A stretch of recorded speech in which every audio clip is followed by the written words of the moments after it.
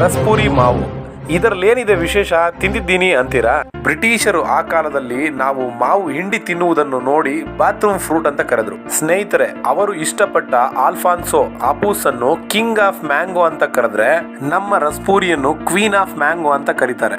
ನಿಮಗಿದು ಗೊತ್ತಿರಲಿ, ಮಾವಿನ ತವರು ಮನೆ ಭಾರತ.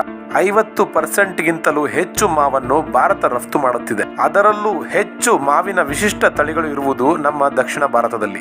ರಸಪೂರಿ ಕರ್ನಾಟಕ ರಾಜ್ಯದ ಬಯಲು ಸೀಮೆಯ ಪುರಾತನ ಮಾವಿನ ತಳಿಯಾಗಿದ್ದು, ಇದರ ವಿಭಿನ್ನ ಆಹ್ಲಾದಕರ ಪರಿಮಳ, ಅತ್ಯದ್ಭುತ ರುಚಿ, ವಿಶಿಷ್ಟ ಗುಣಗಳಿಂದ ಬಹುತೇಕ ಮಾವು ಪ್ರಿಯರ ಅಚ್ಚುಮೆಚ್ಚು. ಈಗಲೂ ನಮ್ಮ ಬಯಲು ಸೀಮೆಯಲ್ಲಿ ಸೀಕರಣೆಗೆ ಹಲವಾರು ಖಾದ್ಯಗಳಿಗೆ ಇದೇ ಫೇವರೇಟ್ ಹಣ್ಣು. ವಿಷಾದವೇನೆಂದರೆ ಇದಕ್ಕೆ 2011ರಲ್ಲೇ GI ಟ್ಯಾಗ್ ನೀಡಿದ್ದು ನಮ್ಮ ರೈತರು ಹೆಚ್ಚಾಗಿ ತೋಟಗಳನ್ನು ಮಾಡುತ್ತಿಲ್ಲ. ಕಾರಣ ಉತ್ತರ ಭಾರತದ ಹಲವಾರು ಮಾವಿನ ತಳಿಗಳ ಪೈಪೋಟಿಯಿಂದ. ಅಭಿವೃದ್ಧಿ, ಲೇಔಟ್ ನಿರ್ಮಾಣ, ಅಡಿಕೆ ನಾಟಿಯ ಹೆಸರಿನಲ್ಲಿ ಹಲವಾರು ಪುರಾತನ ಮರಗಳನ್ನು ಕಡಿದಿದ್ದೇವೆ. ಮತ್ತು ಈಗಿನ ಜನ ಮಾವಿನ ಹಣ್ಣಿನ ಬಣ್ಣ ಮತ್ತು ಚರ್ಮವನ್ನು ನೋಡಿ ಇಷ್ಟಪಡುತ್ತಿದ್ದಾರೆ. ಬನ್ನಿ, ಮರೆಯಾಗುತ್ತಿರುವ ಬಯಲು ಸೀಮೆಯ ರತ್ನವನ್ನು ಬದುಗಳಲ್ಲಿ ಒಂದೆರಡು ಸಸಿ ನೆಟ್ಟು ಬೆಳೆಸೋಣ. ನಮ್ಮ ಪೂರ್ವಜರು ಇಷ್ಟಪಟ್ಟು ತಿಂದ ನಮ್ಮ ಹೆಮ್ಮೆಯ ರಸ್ಪೂರಿಯನ್ನು ನಾವು ತಿಂದು ಆನಂದಿಸೋಣ.